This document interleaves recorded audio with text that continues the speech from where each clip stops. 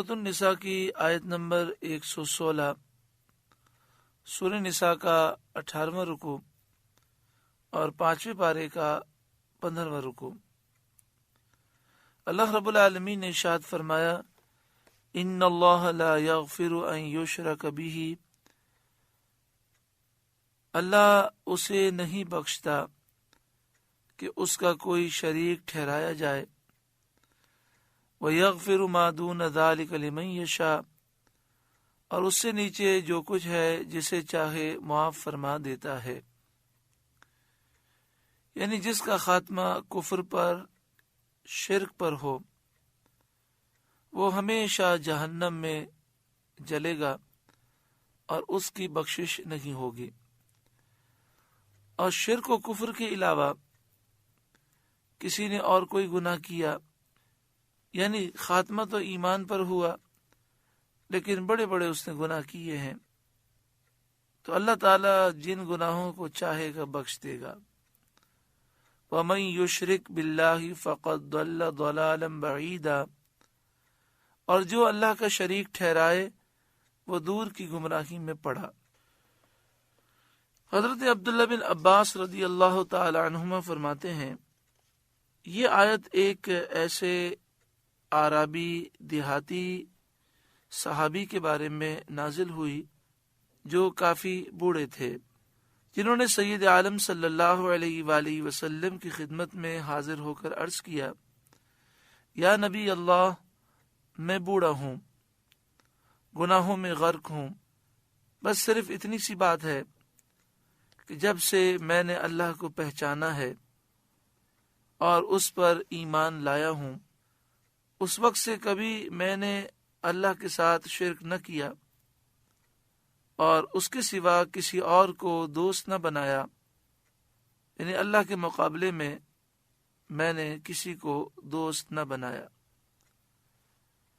اور جرت کے ساتھ گناہوں میں مبتلا نہ ہوا، ایک پل بھی میں نے یہ گمان نہ کیا کہ میں اللہ سے بھاگ سکتا ہوں، میں اپنے گناہوں پر شرمندہ ہوں، تائب ہوں اور مغفرت چاہتا ہوں، مجھے بتائیے اللہ کے یہاں میرا کیا حال ہوگا۔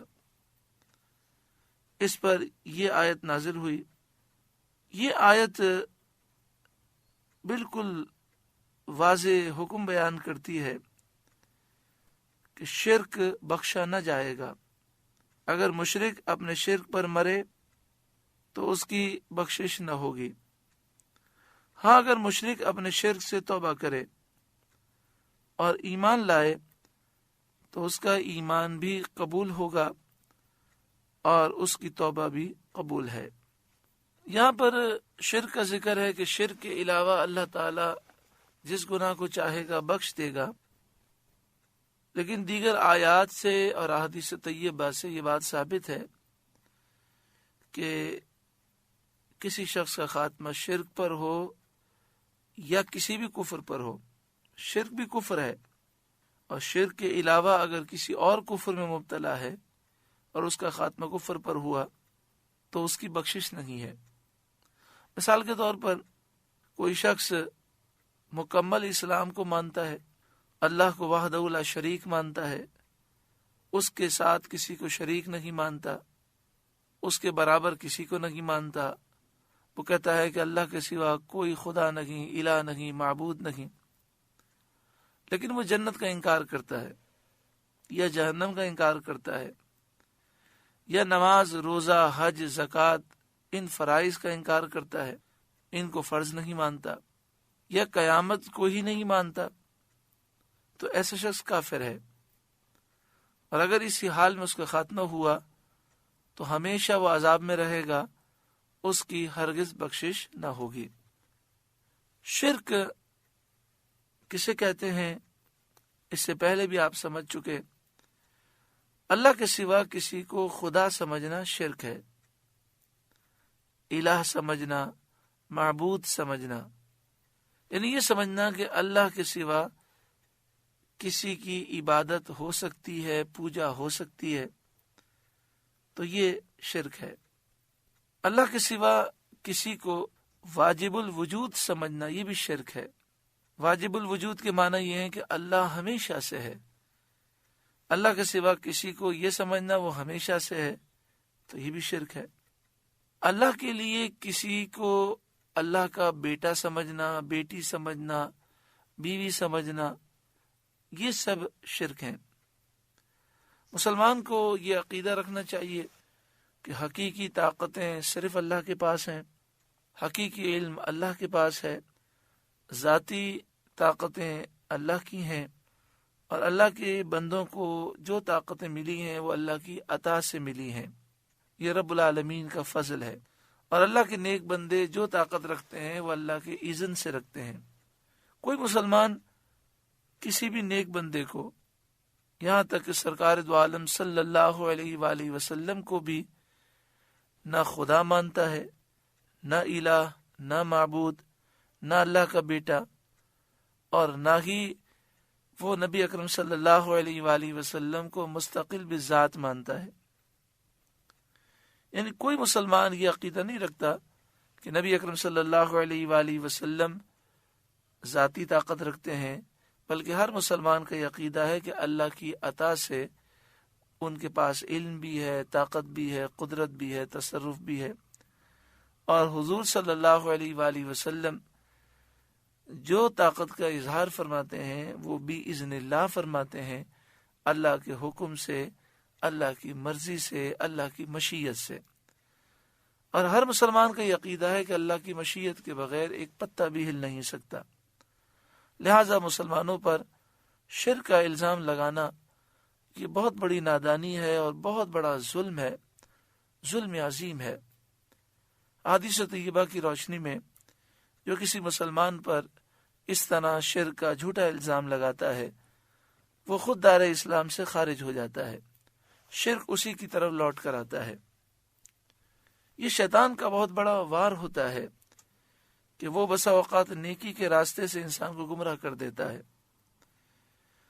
آدمی تو یہ سمجھ رہا ہوتا ہے کہ میں توحید کا درس دے رہا ہوں، شرک سے روک رہا ہوں، لیکن شرک کی تعریف معلوم نہ ہونے کی وجہ سے ہوتا یہ کہ انسان کسی مسلمان پر شرک کا جھوٹا الزام لگا دیتا ہے اور خود برباد ہو جاتا ہے.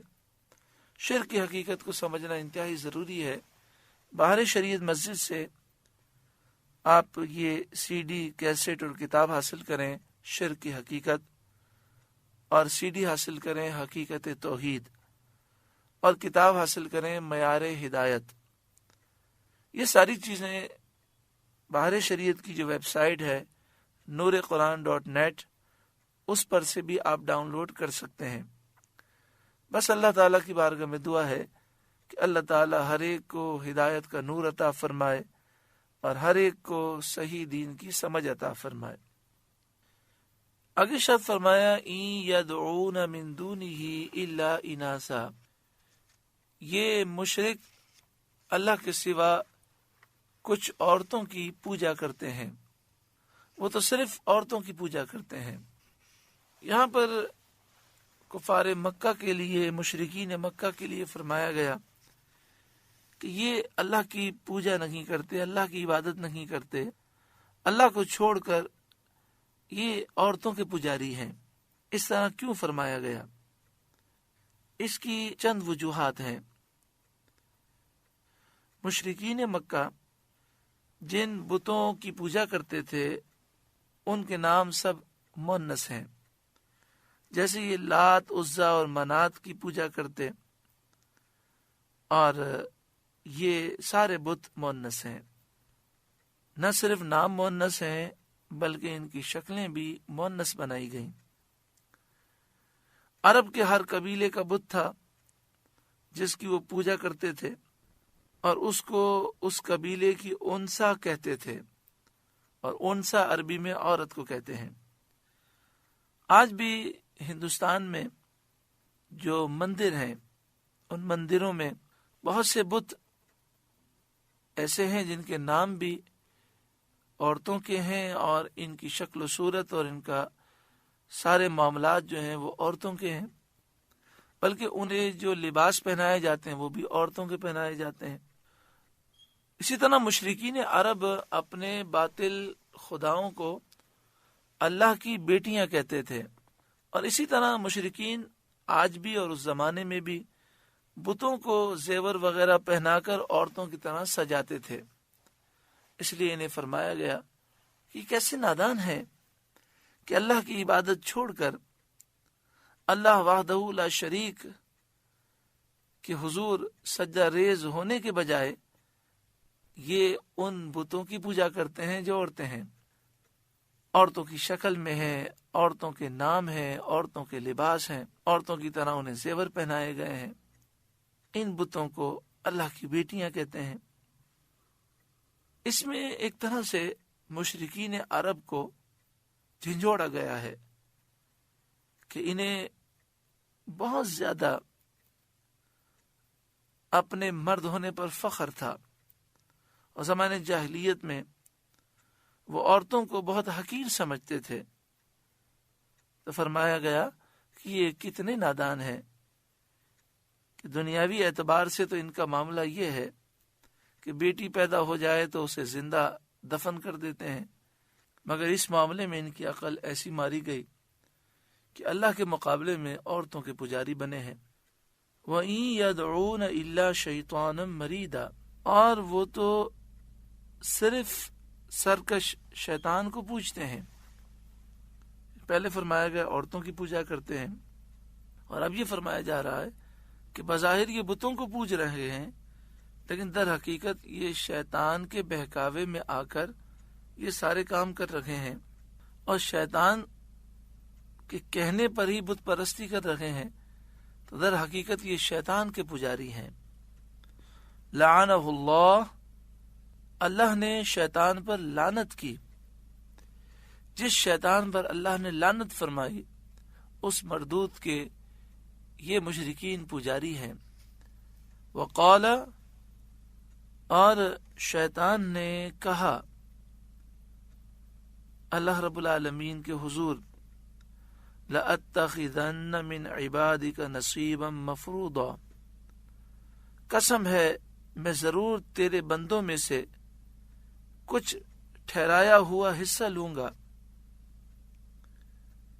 یعنی میں کچھ لوگوں کو اپنا مطیع و فرما بردار بنا لوں گا، انہیں گمراہ کر دوں گا. وَلَأُضِلَّنَّهُمْ، قسم ہے میں ضرور انہیں بہکا دوں گا. وَلَأُمَنِّيَنَّهُمْ، اور ضرور انہیں آرزویں دلاؤں گا، طرح طرح کی امیدیں دلاؤں گا. کبھی لمبی عمر کی امید دلاؤں گا، کبھی دنیا کی لذات کی امید دلاؤں گا، کبھی باطل خواہشات کی امید دلاؤں گا، کبھی اور طرح کی امیدیں، کبھی اور طرح کی امیدیں. جس طرح آج ہوتا ہے کہ انسان کو کبھی کبھی خیال آتا ہے کہ میں توبہ کر لوں، تو وہ کہتا ہے ابھی تو زندگی بڑی طویل ہے، ابھی مزے کرنے دو، پھر بعد میں دیکھیں گے. بعض لوگ کہتے ہیں بس آپ دعا کریں حج کی سعادت مل جائے، جب حج کر کے آئیں گے تو سارے غلط کام چھوڑ دیں گے، نمازوں کی پابندی بھی کریں گے، حرام کمانا بھی چھوڑ دیں گے. سوچتے نہیں ہے کہ زندگی کا کوئی بھروسہ نہیں. بعض لوگوں کو نماز کی دعوت دی جائے، دین کی دعوت دی جائے تو کہتے ہیں بس 6 مہینے باقی ہیں، رمضان المبارک آ جائے. رمضان المبارک میں ہم ہر سال نمازیں شروع کرتے ہیں، روزے رکھتے ہیں، لیکن اس سال تو ہم نماز اس طرح شروع کریں گے، پھر نماز ہم پڑھتے رہیں گے، بس رمضان میں توبہ کر لیں گے. تو شیطان اس طرح لمبی عمر کی امیدیں دلاتا ہے، دنیا کی لذتوں میں مبتلا کرتا ہے، باطل خواہشات پیدا کرتا ہے، انسان منصوبے بناتا رہتا ہے اور موت آ جاتی ہے. وَلَآمُرَنَّهُمْ، اور میں ضرور انہیں کہوں گا، فَلَيُبَتِّكُنَّ آذَانَ الْأَنْعَامِ، کہ وہ جانوروں کے کان چیریں گے. چنانچہ انہوں نے ایسا کیا.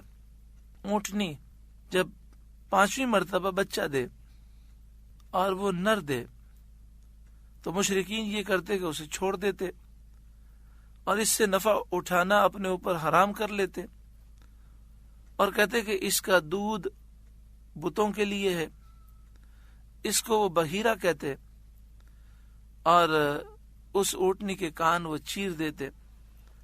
شیطان نے ان کے دل میں یہ ڈال دیا تھا کہ ایسا کرنا عبادت ہے، اچھی بات ہے۔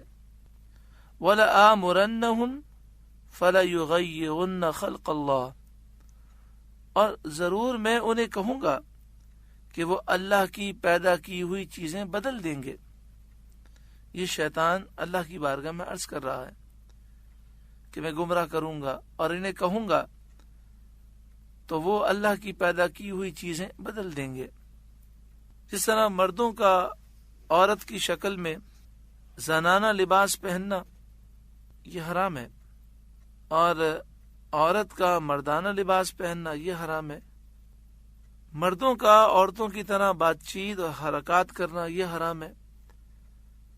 جسم کو گود کر سرما یا سندور وغیرہ اسکن میں کھال میں پیوست کر کے نقش و نگار بنانا یہ حرام ہے۔ اسی طرح مردوں کا داڑھی شریف مونڈنا یہ بھی اللہ کی بنائی ہوئی چیزوں کو بدلنا ہے، یا داڑھی شریف ایک مٹھی سے کم کرنا۔ اس طرح کی بہت ساری چیزیں ہیں کہ جس سے شریعت نے منع فرمایا، اور یہ اللہ کی پیدا کی ہوئی چیزوں کو بدل دینا ہے۔ ہاں، بعض چیزیں حدیث پاک میں مستثنی کی گئیں، جیسے ناخن یہ بڑھتے ہیں لیکن ان کو کاٹنے کا حکم ہے، مونچھیں پس کرنے کا حکم ہے، سر کے بال کاٹے جا سکتے ہیں، بغل کے اور جسم کے غیر ضروری بال کاٹے جائیں۔ تو کچھ چیزیں ایسی ہیں کہ جنہیں بدلنے کا ہمیں حکم دیا گیا، کاٹنے کا حکم دیا گیا، تو وہ مستثنی ہے۔ آگے ارشاد فرمایا وَمَن يَتَّخِذِ الشَّيْطَانَ وَلِيًّا مِّن دُونِ اللَّهِ، اور جو اللہ کو چھوڑ کر شیطان کو دوست بنائے فَقَدْ خَسِرَ خُسْرَانًا مُبِينًا، وہ سری نقصان میں پڑا، یعنی اس نے اپنے آپ کو برباد کر لیا کہ اللہ کے مقابلے میں شیطان سے دوستی کر لی۔ یعیدہم ویمنیہم، شیطان انہیں وعدے دیتا ہے اور امیدیں دلاتا ہے، آرزویں دلاتا ہے، اور دل میں طرح طرح کی امیدیں اور وسوسے ڈالتا ہے تاکہ انسان گمراہی میں مبتلا ہو جائے۔ وما یعیدہم الشیطان الا غرورا، اور شیطان انہیں فریب کے وعدے ہی دیتا ہے۔ یعنی شیطان جس چیز کے نفع اور فائدے کی امید دلاتا ہے اور دل میں ڈالتا ہے کہ اس چیز کا بڑا فائدہ ہو جائے گا، نفع ہو جائے گا، در حقیقت اس میں سخت ضرر ہوتا ہے، سخت نقصان ہوتا ہے۔ شیطان کا وار یہ ہوتا ہے کہ جو چیز ہمارے لیے مفید ہوتی ہے شیطان دل میں ڈالتا ہے کہ یہ چیز ہمارے لیے نقصان دہ ہے، اور جو چیز نقصان دہ ہوتی ہے اس کے فائدے گنواتا ہے۔ اللہ تعالی ہمیں شیطان کے مکر و فریب سے بچائے اور ہمیں شریعت کی پابندی کرنے کی توفیق عطا فرمائے۔ اولئک مأواہم جہنم، ان کا ٹھکانہ جہنم ہے۔ ولا یجدون عنہا محیصا، اور اس سے بچنے کی وہ جگہ نہ پائیں گے، یعنی جہنم سے بچ نہ سکیں گے۔ والذین آمنوا وعملوا الصالحات، اور وہ جو ایمان لائے اور انہوں نے اچھے کام کیے، سندخلہم جنات، ان قریب ہم انہیں جنتوں میں داخل کریں گے، تجری من تحتها الانہار، جن کے نیچے نہریں رواں دواں ہیں، خالدین فیہا ابدا، جس میں وہ ہمیشہ ہمیشہ رہیں گے۔ وعد اللہ حقا، اللہ کا سچا وعدہ، یعنی یہ اللہ کا سچا وعدہ ہے۔ ومن اصدق من اللہ قیلا، اور اللہ سے زیادہ کس کی بات سچی۔ آپ اس آیت کریمہ میں دیکھیں کہ جنت کی بشارت دی گئی ان لوگوں کو جو ایمان لائے اور اچھے انہوں نے کام کیے۔ لہذا ہر ایک کو چاہیے کہ ایمان کی حفاظت کی فکر کرے اور اچھے سے اچھا کام کرے.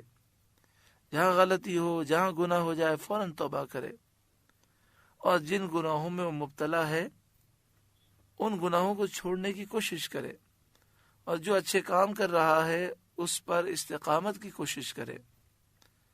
لیس بامانیکم، کام نہ کچھ تمہارے خیالوں پر ہے، یعنی جو تم نے سوچ رکھا ہے کہ بت تمہیں فائدہ پہنچائیں گے، تو اے مشرکین معاملہ تمہارے خیالوں پر نہیں ہے. تمہیں تمہارے جھوٹے خدا بت کوئی فائدہ نہیں پہنچائیں گے. ولا امانی اہل الکتاب، اور نہ اہل کتاب کی ہوس پر معاملہ ہے، جو یہ کہتے ہیں کہ ہم اللہ کے بیٹے اور اس کے پیارے ہیں، ہمیں آگ چند دن سے زیادہ نہ جلائے گی. تو یہود و نصارہ کا یہ خیال بھی مشرکین کے خیال کی طرح باطل ہے. تو یہاں پر فرمایا گیا کہ نہ تو اے مشرکین تمہارے خیالات پر معاملہ ہوگا، اور نہ یہود و نصارہ تمہارے خیال کے مطابق معاملہ ہوگا. معاملہ کیسے ہوگا؟ من یعمل سوءا یجز بہ، جو برائی کرے گا اس کا بدلہ پائے گا. چاہے مشرکین میں سے ایسا شخص ہو یا یہود و نصارہ میں سے ہو، تو جو شرک پر قائم رہے گا، بت پرستی پر قائم رہے گا، جو یہودیت عیسائیت پر قائم رہے گا اور اسی پر مرے گا، ہمیشہ جہنم میں جلتا رہے گا. اور جو ایمان لے آئے گا اور اچھے اعمال کرے گا وہ صلہ پائے گا. یہاں مسلمانوں کو بھی سوچنا چاہیے، اللہ کی رحمت بہت بڑی ہے، اللہ غفور و رحیم ہے، اور نبی اکرم صلی اللہ علیہ وآلہ وسلم کی شفاعت کے صدقے میں لاکھوں کروڑوں مسلمانوں کی بخشش ہوگی. مگر قرآن و حدیث میں ہمیں ڈرایا گیا اور ڈر سنایا گیا کہ اللہ کے غضب سے ڈرو، سچی پکی توبہ کرو. لہذا ہمیں اللہ کی رحمت سے امید بھی رکھنی چاہیے اور اللہ کے غضب سے ڈرنا بھی چاہیے. ولا یجد له من دون اللہ ولیا ولا نصیرا، اور اللہ کے سوا نہ کوئی وہ اپنا حمایتی پائے گا نہ مددگار. جس نے برائی کی وہ اس برائی کا بدلہ پائے گا، اور اللہ کے مقابلے میں نہ اس کو کوئی دوست کام آئے گا نہ کوئی مددگار کام آئے گا. یہ وعید کفار کے لیے ہے. ہاں، جس کا خاتمہ ایمان پر ہوا اللہ تعالیٰ اس کے لیے مددگار بھی پیدا فرمائے گا، اور اس کے دوست بھی جو نیک صالح ہوں گے اسے کام آئیں گے. وَمَن يَعْمَلْ مِنَ الصَّالِحَاتِ مِن ذَكَرٍ أَوْ أُنثَىٰ، اور جو کچھ بھلے کام کرے گا، جو کوئی اچھے کام کرے گا، مرد ہو یا عورت، وَهُوَ مُؤْمِنٌ، اور وہ ہو مسلمان، یعنی جو مسلمان اچھے کام کرے، جس کا عقیدہ درست ہو، فَأُولَٰئِكَ يَدْخُلُونَ الْجَنَّةَ، تو یہی وہ لوگ ہیں جو جنت میں داخل ہوں گے. وَلَا يُظْلَمُونَ نَقِيرًا، اور انہیں تل بھر نقصان نہ دیا جائے گا. مرد ہو یا عورت اگر مومن ہے اور اچھے کام کرے گا تو جنت نصیب ہوگی. جو بھی اچھے کام ہوں گے اس کا انہیں اچھا بدلہ ملے گا. وَمَنْ أَحْسَنُ دِينًا مِّمَّنْ أَسْلَمَ وَجْهَهُ لِلَّهِ، اور اس سے بہتر کس کا دین جس نے اپنا منہ اللہ کے لیے جھکا دیا، یعنی اللہ کی فرمانبرداری اختیار کی اور اخلاص اختیار کیا. وہ محسن، اس حال میں کہ وہ نیکی کرنے والا ہے. جو شخص مومن ہے اور نیکوکار ہے اس سے بہتر کس کا دین ہو سکتا ہے.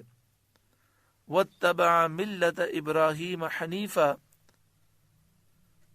اور وہ ابراہیم کے دین پر چلا جو ابراہیم ہر باطل سے جدا تھے. تو ابراہیم علیہ السلام کا دین، آپ کی شریعت نبی اکرم صلی اللہ علیہ وآلہ وسلم کی شریعت کے موافق ہے. حضرت ابراہیم علیہ السلام کی شریعت و ملت سید انبیاء صلی اللہ علیہ وآلہ وسلم کی ملت میں داخل ہے، اور نبی اکرم صلی اللہ علیہ وآلہ وسلم کی شریعت کی خصوصیات اس کے علاوہ اور ہیں، یعنی حضرت ابراہیم علیہ السلام کی پوری شریعت حضور کی شریعت میں داخل ہے، اور اس کے علاوہ حضور کی شریعت میں اور خصوصیات بھی ہیں۔ دین محمدی صلی اللہ علیہ وسلم کا اتباع کرنے سے ملت ابراہیم علیہ السلام کا اتباع حاصل ہوتا ہے، چونکہ یہودی، عیسائی، مشرکین عرب حضرت ابراہیم علیہ السلام کے دین کو پسند کرتے تھے، اور سب کا دعویٰ یہ تھا کہ ہم دین ابراہیمی پر ہیں۔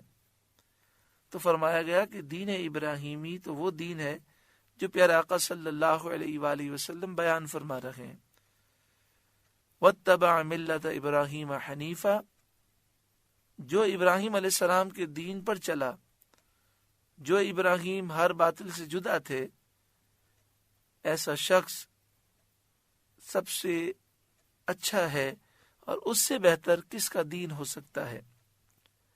وَاتَّخَذَ اللَّهُ إِبْرَاهِيمَ خَلِيلًا، اور اللہ نے ابراہیم کو اپنا گہرا دوست بنایا۔ خلیل کے معنی گہرا دوست، خلت صفائے مودت اور غیر سے انقطاع کو کہتے ہیں۔ اللہ رب العالمین کی طرف انسان متوجہ ہو، غیر کی طرف وہ توجہ نہ رکھے، اور محبت میں وہ کامل ہو۔ حضرت ابراہیم علیہ السلام یہ اوصاف رکھتے تھے، اس لیے آپ کو خلیل کہا گیا۔ ایک قول یہ بھی ہے کہ خلیل اس محب کو کہتے ہیں جس کی محبت کاملہ ہو، اور اس میں کسی قسم کا خلل اور نقص نہ ہو۔ یہ معنی بھی حضرت ابراہیم علیہ السلام میں پائے جاتے ہیں۔ حضرت صدر الافاضل مولانا نعیم الدین مراد آبادی علیہ رحمہ، جو اعلیٰ حضرت امام اہل سنت کے خلیفہ ہیں، آپ تفسیر خزائن العرفان میں لکھتے ہیں، تمام انبیاء کے جو کمالات ہیں سب سید انبیاء صلی اللہ علیہ وسلم کو حاصل ہیں، یعنی آدم علیہ السلام سے لے کر حضرت عیسیٰ علیہ السلام تک اللہ تعالیٰ نے تمام نبیوں کو جو طاقت، جو قدرت، جو معجزات، جو تصرف کا اختیار، جو شان و عظمت عطا فرمائی، وہ ساری اللہ تعالیٰ نے اپنے محبوب کو عطا فرمائی، اور اس کے علاوہ اور وہ کمالات عطا فرمائے جو کسی کو عطا نہیں فرمائے، بلکہ اعلیٰ حضرت امام اہل سنت فرماتے ہیں جسے جو ملا حضور کے وسیلے اور حضور کے صدقے ملا۔ حضور صلی اللہ علیہ وآلہ وسلم اللہ کے خلیل بھی ہیں، جیسا کہ بخاری و مسلم کی حدیث میں ہے، اور آپ صلی اللہ علیہ وسلم اللہ کے حبیب بھی ہیں، جیسا کہ ترمذی شریف کی حدیث میں ہے کہ پیارے آقا صلی اللہ علیہ وسلم نے فرمایا، میں اللہ کا حبیب ہوں اور یہ فخراً نہیں کہتا۔ آگے ارشاد فرمایا، وَلِلَّهِ مَا فِي السَّمَاوَاتِ وَمَا فِي الْأَرْضِ، اور اللہ ہی کا ہے جو کچھ آسمانوں میں ہے اور جو کچھ زمین میں ہے۔ وَكَانَ اللَّهُ بِكُلِّ شَيْءٍ مُحِيطًا، اور ہر چیز پر اللہ کا قابو ہے، اور ہر چیز اللہ کے علم اور قدرت کے احاطے میں ہے۔ اللہ رب العالمین ہم سب پر کرم فرمائے۔ سورہ نساء کا 18واں رکوع مکمل ہوا۔ اس رکوع میں جو ہم نے نصیحتیں سماعت کی، اللہ تعالی ہم سب کو عمل کی توفیق عطا فرمائے۔ اللہ